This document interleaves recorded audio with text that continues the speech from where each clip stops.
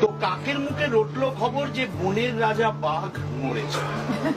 তো কাকের মুখে রটলো খবর যে বনের রাজা বাঘ মরেছে। জন্তুরা তাই একে একে মরা বাঘকে এলো দেখে, কেউ করলো আহা ওহু, কেউ বললো বাঁচাচ্ছি। তো সবাই তখন বললো ভেবে যে বনের রাজা বাঘ মরেছে, বনে একটা রাজা তো চাই, কে তাহলে রাজা হবে?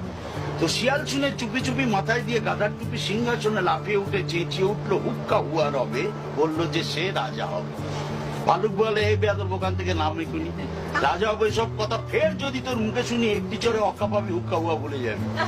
আরে বাঘ নেই তো ভালুক আছে, বাঘের পরে আমার দাবি।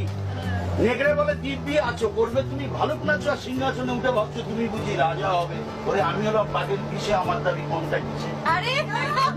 আয়না বলে হাসাস নি আর, আয়না বলে হাসাস নি আর, কোথায় পিসি তার ঠিক নেই, নিয়ে এলেন পিসে মশাই।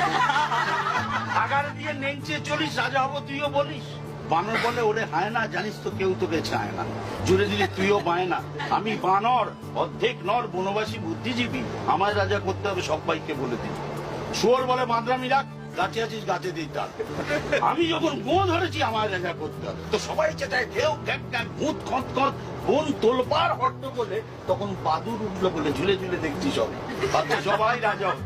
শুনতে কি পাচ্ছিস কেউ ওই দূরেতে ডাকছে যে ফেউ আর একটা যে এসে গেছে, আই বাবা ইয়া খাবা। কেউ বলে পালা পালা, কেউ বলে আন ফুলের মালা। আমাদের তো রাজা সাজা, বাঘই হলে নাচ করতে।